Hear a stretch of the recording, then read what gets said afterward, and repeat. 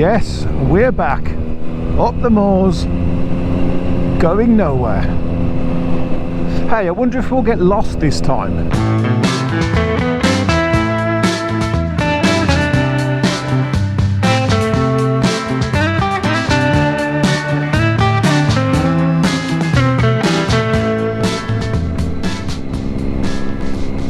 So I've been up here a few times with my 125. You may have seen a video or two. And I remember the one time,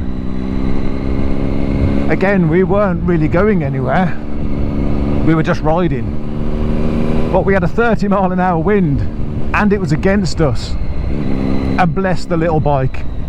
I was going up a hill, you know, not too much of a hill, but we're going uphill. We've got a 30-mile-an-hour wind against us, and I had the throttle pinned. At one point, with those in that situation, with those particulars on a 125, it's not always going to be great. So we had the throttle pinned and we were doing 30 mile an hour.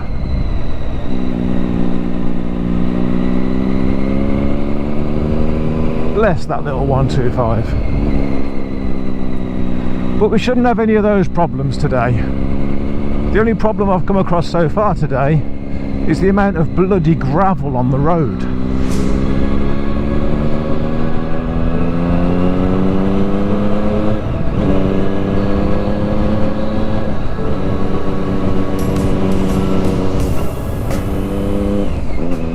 So does anyone else do this? Does anybody else just go out on their bike and just ride without a destination? Because I'm sure it's not just me. And I don't just mean ride without a destination, I mean ride roads that you don't really know, with the potential for getting lost. I don't know, let me know. I was talking to a chap recently who used to be a biker, and he did tell me that he never ever went out just for a ride. Like, every time he went out, he had a purpose, he had somewhere to go, you know, somewhere to be. It was a journey of purpose. And I'm not going to knock it, you know, each to their own. I'm sure there are plenty of bikers like that out there.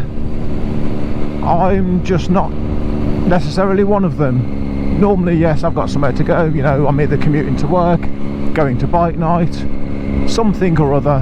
I'm actually going somewhere. Even when I'm going out just for a ride, you know, there are times when I haven't got to go anywhere in particular. I just want to go out for a ride, so I might decide, I know, I'll go ride down to the seafront, or maybe I'll ride over to Brixham, and that's fine. You know, you still got a destination. And then there's days like today where I don't have a destination. What on earth is happening here?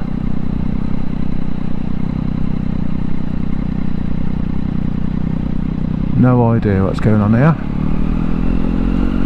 We just stopped there for no apparent reason.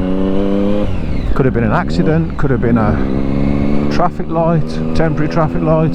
I thought something was going on there. I thought, you know, maybe there were some cars stuck or something. He was just stopped there. I didn't want to just go straight past him. If he stopped for some cars, then I'll just go F it and go straight past him.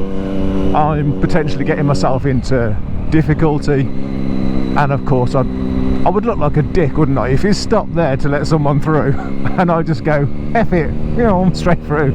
Yeah, I would definitely look like a bit of a dick. But yeah, I don't know, maybe he was lost. Bit of an awkward one, that one was. But anyway,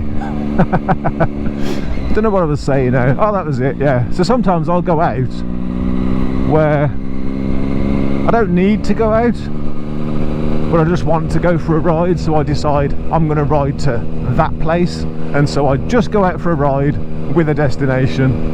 And then there's days like today where I am just going out for a ride. I'm bringing you along with me, but I don't have a destination.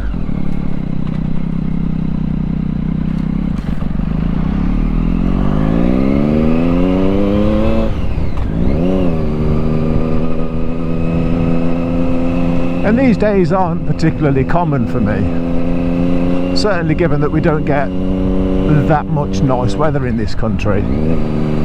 But it is nice sometimes just to go, right, and I'm going to go for a ride up the moors, and I don't know where I'm going to enter the moors and which turns I'm going to take and how many sheep I'm going to come across.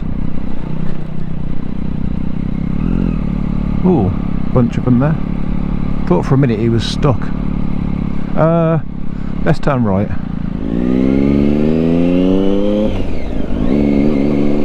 Let's do a left here.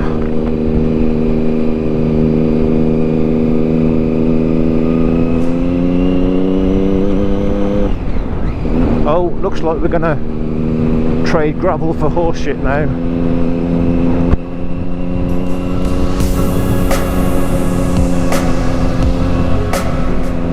Well, this is the first time I've brought this bike up to the moors.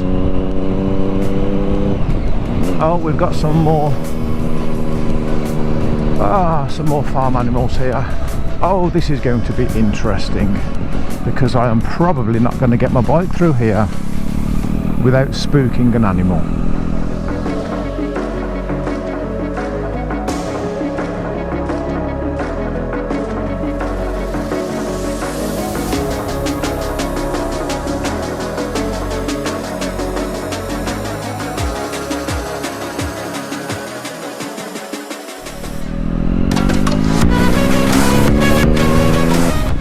So maybe it was cow shit, not horse shit. Oh well, we made it through. So this is the first time I've brought Lauren up here. I could ride around up here all bloody day long when it's nice and dry like this. Not particularly sunny, never mind. But I could definitely just ride around up here all day long. And I don't necessarily know where I am, of course. Obviously I could just do a 180, head back in the direction I came and find my way back, but I'm also trying to keep my bearings about me, so I know that I've got Heathfield. If I do that 180 and just head back in that direction, I'll end up back at Heathfield. I've probably got Bovey over to my right there somewhere, and lots and lots and lots of square miles of national park ahead of me and to the left, etc. So let's try and keep our bearings. Not that it really matters. Kind of got a little bit lost last time. I say last time, oh I don't know, was it last time? I can't remember. Been up here a few times. Broke down with Lexi up here as well. Yeah, Lexi and I broke down up here. Alright, Lauren. Does not like going slow, this bike. I may not be the owner for you, Lauren, if you don't like going slow, because that's kind of my thing.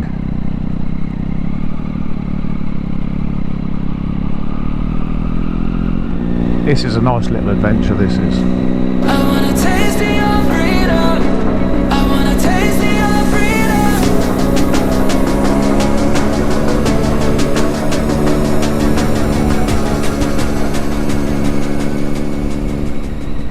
See, this is what I love about motorbikes. Yes, you could do something like this in a car. You know, you could just go out for a drive in a car, just the same as you can taking a motorbike out and going for a ride. But it just hits differently in a motorbike. There's a, I don't know, there's a different level of, it's a different feeling. There's a different level of freedom, I would say. You know, if you're driving this in a car and something comes the other way, you're pretty stuck. But you're riding this on a bike and something comes the other way, as long as it's not a truck, you're probably going to be alright. And even if it is a truck, you'll find somewhere nice and easy to pass. And that's what I love about bikes. I know I've said it before, but I'll say it again. The freedom of motorbikes is phenomenal.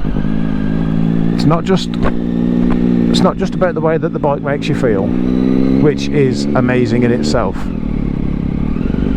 but it's the freedom that it gives you as well. Here we go, look, I mean, we've got a passing place anyway. We'd have probably been alright would have been alright there in a car as well, but still so much easier on a bike. Although I am having to concentrate a lot because there's gravel, there's leaves, there's a little bit of mud, there's shit all over the place.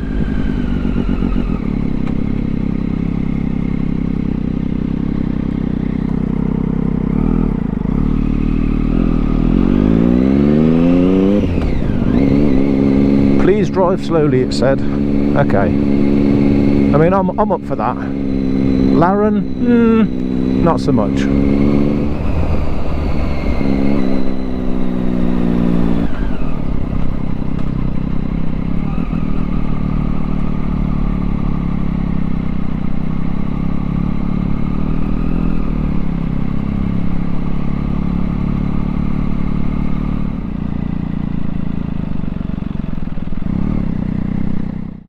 She didn't want to start this morning.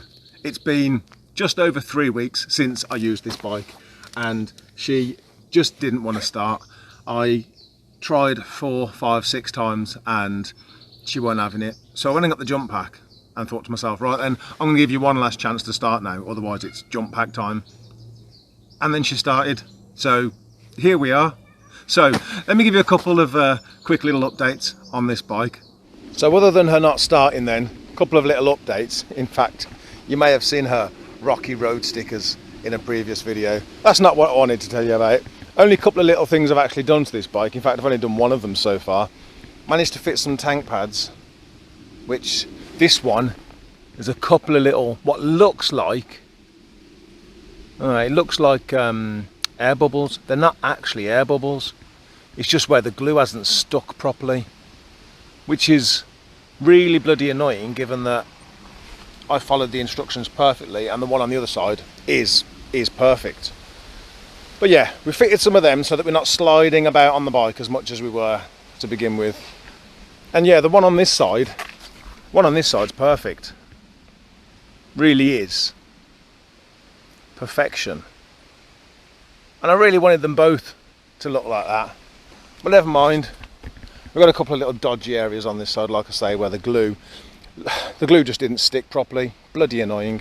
But they're done anyway. I'd rather have them like this than not have them at all. And the only other thing I wanted to mention was the exhaust. The verdict is in on the exhaust. It's too bloody loud. It's nice. It does sound good. But for me, I'm not really one for a loud exhaust. And when I'm trying to film as well, it's not really that constructive for filming either. So I've decided at some point, as much as I know it's gonna annoy some people, I am gonna put a standard exhaust back on this. And at some point I'm getting a suspension set up as well, because that suspension is rock solid. And other than her not wanting to start this morning and then eventually starting, apart from that, she's been absolutely bloody brilliant. You know, we had the fuel leak to start with, but once that was done, you know, once we got the MOT done, then we got the fuel leak sorted. Since then, she's been all right. She's been fine since then. She didn't want to start this morning. That's because I haven't taken her out in 3 weeks. And I really, really was missing this bike. So getting out now on this bike, it was so overdue.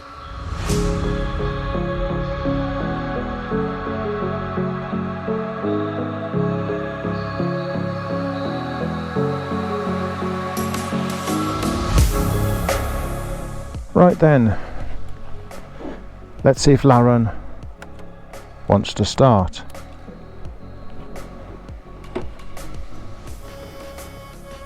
Come on, Laren. I love you. Now then, which way do we go out? It's going to be a little bit... Yeah, if we go out the way we came in, that's going to be a little bit awkward, so...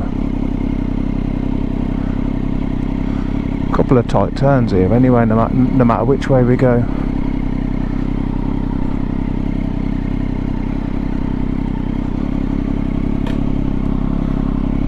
Right then, now we can either go left and home, back the way we came and home. Nah, We're going right. It's going to be an awkward one.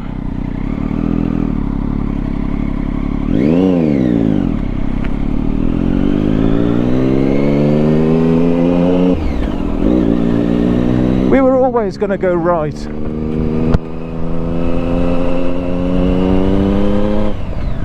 Yes, let's enjoy that freedom whilst dodging gravel, etc. But yes, we were always going to go right. I'm not ready to go home yet. You know what I should really do? I should really bring a tent and find somewhere to camp and just not go home one day. Yes, let's not do the tent thing just yet. We'll do that one day, but for now, we're just going to go explore. I wanna